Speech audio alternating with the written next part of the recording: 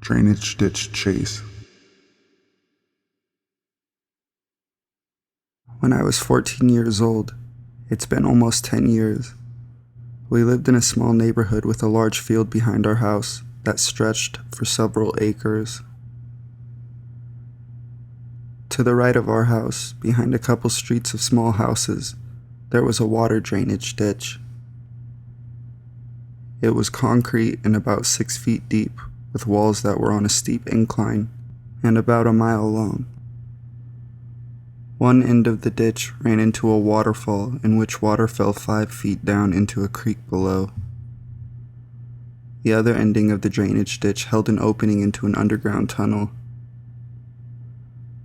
The tunnel was a little over 3 miles long and opened up near the highway. The opening has since been chained off, but as a kid, I often went down into the tunnel to mess around with friends and walk from one end to the other in pitch black darkness. One summer day, I was feeling bored in my house and tired of watching reruns on MTV, so I decided to go for a walk and head down to the tunnel. I called my friend to ask to see if she was interested in joining me, but she was busy doing something. I decided to go alone and started my walk to the tunnel end of the ditch. When I was 10 feet from the edge of the ditch wall, I could hear voices. As I stepped closer, I could see down into the ditch, and there was a Jeep Wrangler parked down by the tunnel entrance, and 4 guys in their 20s, if I had to guess. Not wanting to talk to anyone, I stayed at the edge of the ditch and watched them disappear into the tunnel before turning to walk down to the waterfall end. I had been sitting at the edge watching the few small fish that lived in the creek swim around for almost an hour before I heard the sound of an engine being started. I figured the Jeep guys must be finished at the tunnel, and I got up to get a better view down the ditch.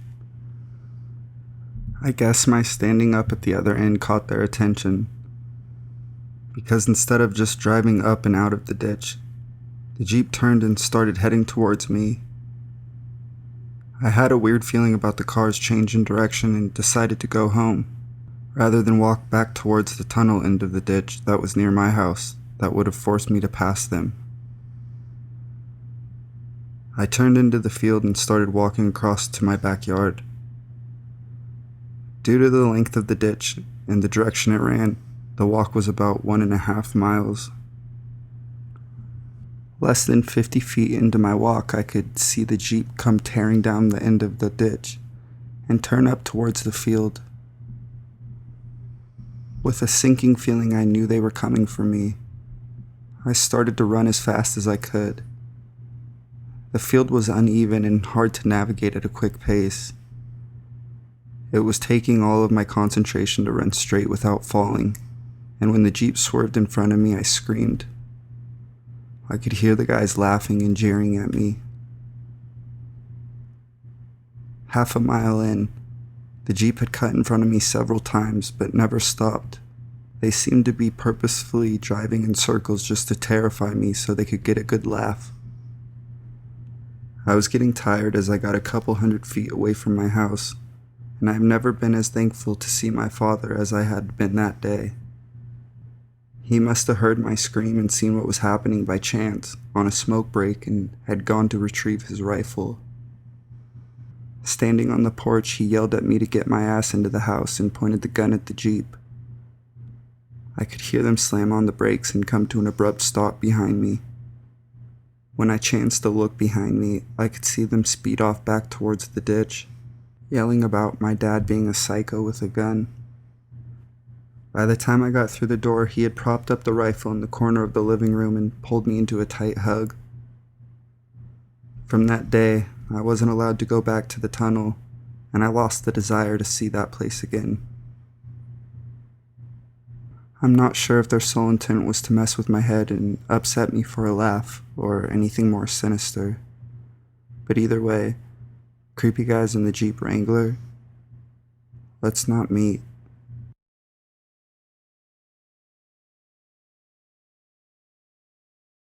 Creepy man in the shadows. So about 3 months ago, my dad and I were in Puerto Plata. We were staying at the Ibero Star, and when we got there, we realized we were right near the end of the strip of resorts.